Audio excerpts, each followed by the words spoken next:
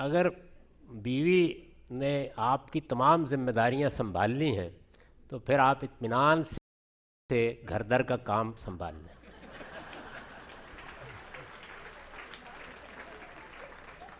ورنہ رسوائی رسوائی. میں اصولی بات اس میں عرض کر دیتا ہوں.